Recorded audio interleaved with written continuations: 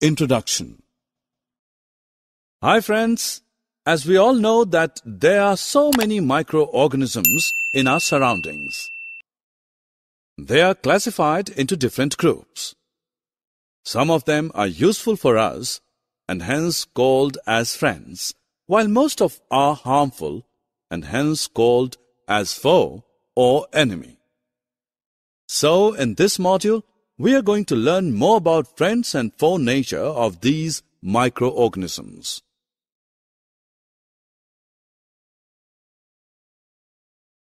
Objectives. Friends, at the end of this module, you'll be able to define microorganism and its various groups. You will also be able to describe the friendly microorganisms and their uses in normal human life.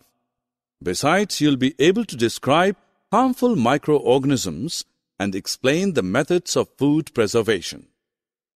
In addition, you will also be able to describe the nitrogen fixation and the nitrogen cycle.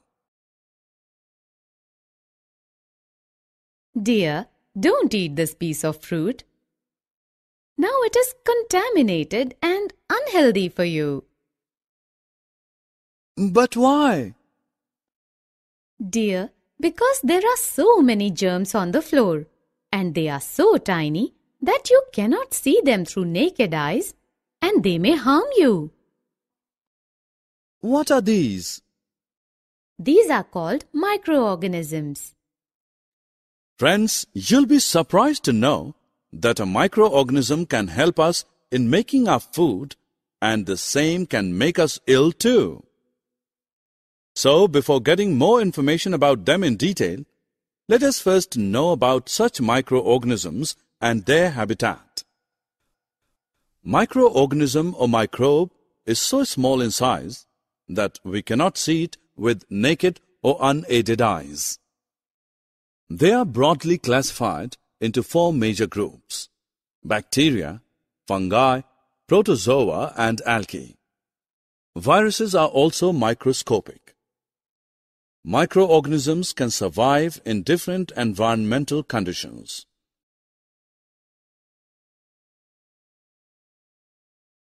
Dear students, these microorganisms are broadly categorized into useful microorganisms and harmful microorganisms. Now we discuss the friendly activity of a microorganism in detail. One such friendly microorganism is yeast. Yeast is used in the baking industry and our homes for making breads, cakes, and pastries, etc. The bacterium Lactobacillus is useful to make curd from milk. Microorganisms are also useful in commercial and medicinal field. For instance, yeast is used in the distillery industry for large-scale production of alcohol, beer, and wine. Some other bacteria are helpful in production of antibiotics and vaccines.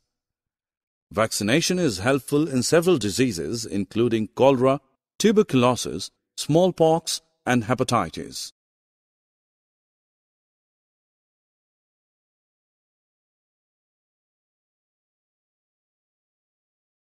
Hey, now let me tell you what are other benefits provided by useful microorganisms.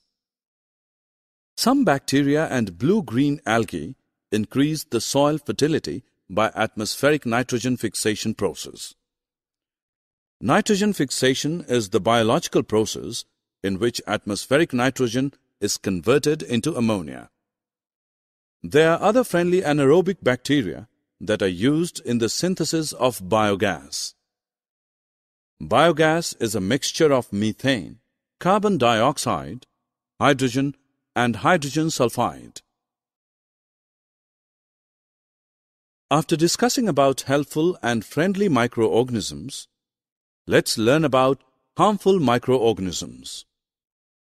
We will start with microorganisms that cause diseases in humans and animals.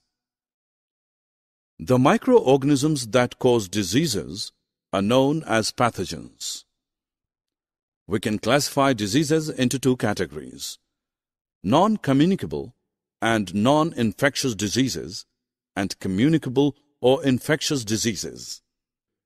Non-communicable diseases cannot be transferred from one person to another, while communicable diseases are transferred from infected person to a healthy person by means of air, water, food, etc. Common cold is a very common example of communicable disease.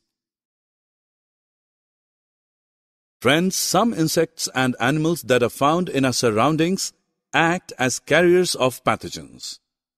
Housefly and mosquitoes are the common examples of such carriers. In cholera disease, housefly is the carrier of many pathogens. To prevent cholera, we should always keep food covered and avoid consuming the uncovered food items. In malaria disease, female Anopheles mosquito is the carrier of Plasmodium parasites. We should use repellent creams, sprays, and mosquito nets to prevent malaria. Here is a list describing various common human diseases caused by different pathogens. Now let's move on to our next topic that discusses about diseases in animals. Have you heard about any animal disease caused by pathogen? Anthrax and foot and mouth diseases are the common examples of animal diseases. Anthrax is a bacterial disease caused by Bacillus anthracis, while foot and mouth disease in cattle is caused by a virus.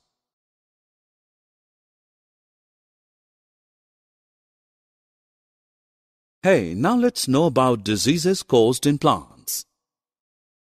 There are several microorganisms which cause disease in various plants.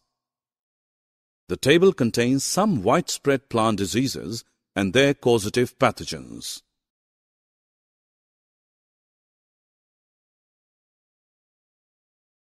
Friends, in summer season, if the food is lying in open for a longer duration, the food turns stale and finally poisonous substance. The cause of this is again the same: bacteria.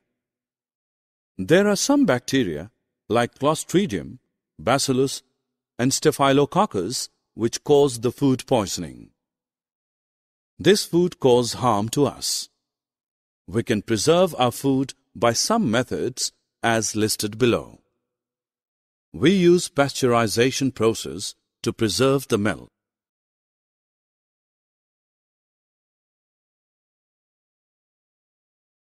Summary.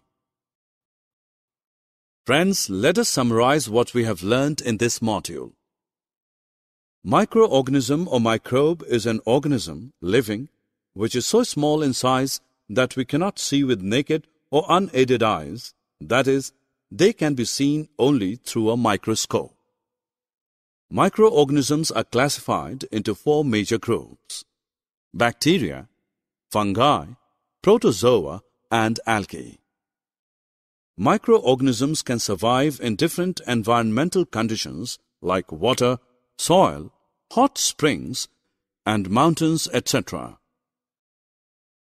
Microorganisms are broadly categorized into two main categories: useful and harmful microorganisms.